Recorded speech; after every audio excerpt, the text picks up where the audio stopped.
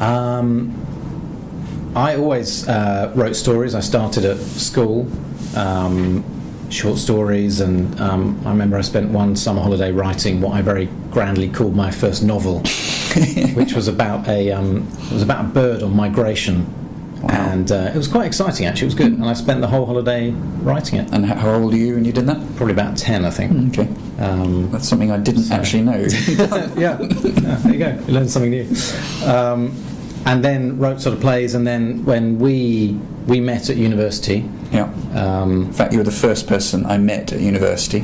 Technically, yes. I was in the queue waiting to get my room key, and I met Nick. Although, well, you said hello to me, and then I was so embarrassed that my dad was the only parent who was still in the queue with people that I couldn't talk.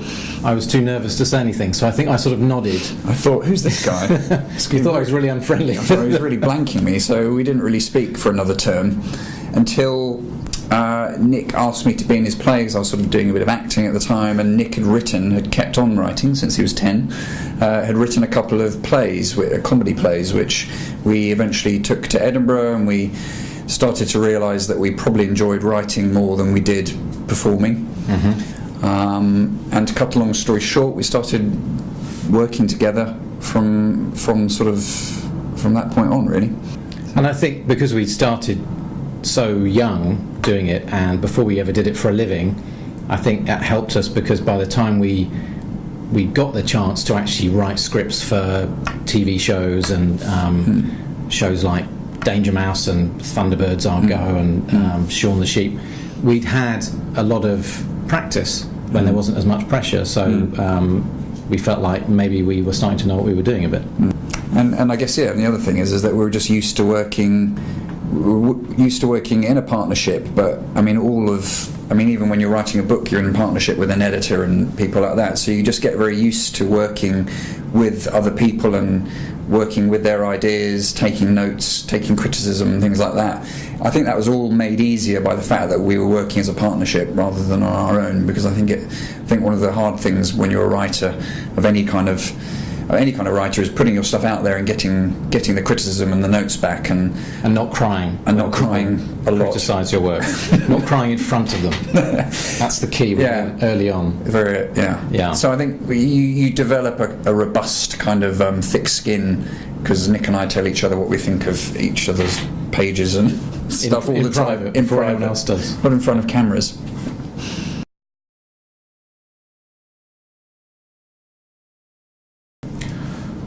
Wow, that's a big question. Well, the kinds of books that I read a lot when I was younger, I read a lot of science fiction, actually, and things like Arthur C. Clarke and H.G. Wells and Robert Heinlein, and that's probably the first time I remember thinking, wow, what a cool job that would be to think up those worlds and those characters and those stories. And I guess if people who really inspired me were people like Douglas Adams.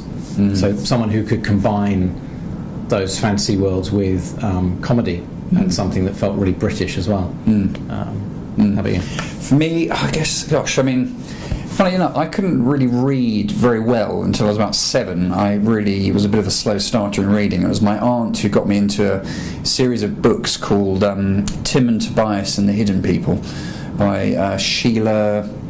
I've forgotten her name.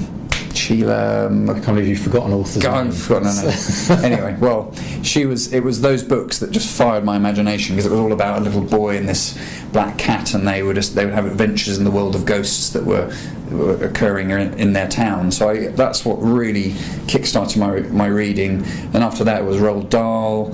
Then after that I didn't go into science fiction, I went more into fantasy things, so definitely Tolkien. I read, from The Hobbit onwards to Lord of the Rings. So I really went down that road. But then, latterly, I guess we've been reading a lot of books, things like Skullduggery Pleasant, Artemis Fowl, Percy Jackson.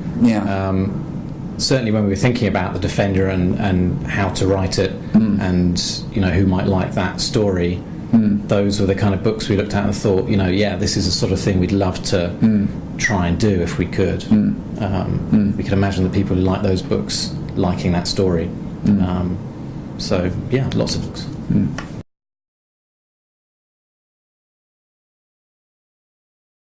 I do all the big words. Mark does. I do full stops. I'm in charge of full stops.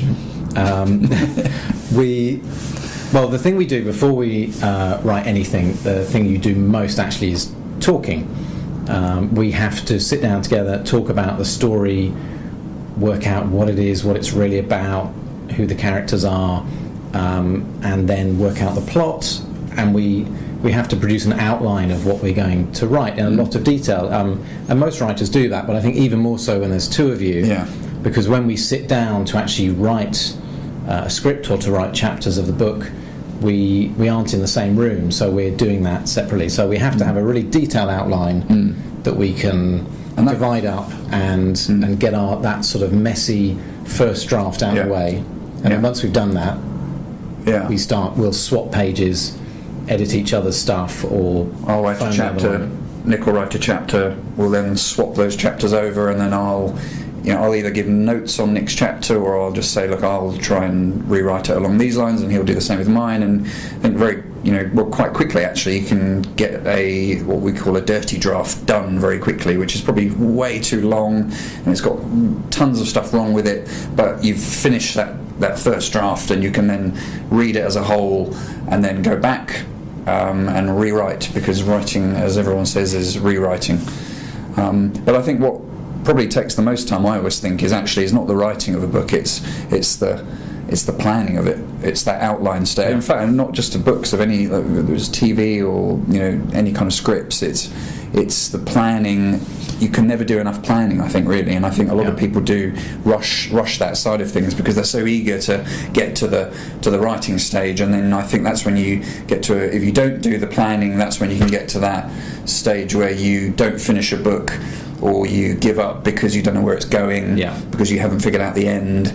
And the writing itself should be fun. Should be the fun bit, yeah. And it's fun if you've got that plan and that outline, which isn't the fun bit. That is the hard bit, which feels like you're doing some kind of puzzle or brain mathematical equation. Richard Curtis said that, he said that bit of it, he said, is like you've got to stare at a blank screen until you make your forehead bleed. I'm kind of misquoting him, but that's essentially what he said. And I think that's, whenever I think of brain aching on the outline stage, that is the real heavy, I often call it heavy lifting, because that's where you're really doing the mental gymnastics to try and figure out your plot. And then hopefully then you're writing the actual chapter, you've got your plan next to you, and you can just let your imagination go and have fun with it.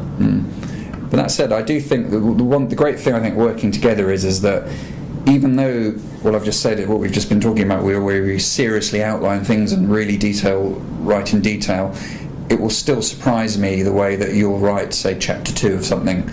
Or something will emerge as you're writing it that will completely surprise you, then it will surprise me when I read it. So you're still, even when you have outlined to a great extent, there's still tons of room to explore on your own, which is really good fun. And I think probably in the back of our minds we're both thinking, it might make him laugh if I write. Yeah. Mark's going to like that. He won't expect that bit. Yeah, exactly. Which is quite nice. That's why it's fun. Yeah.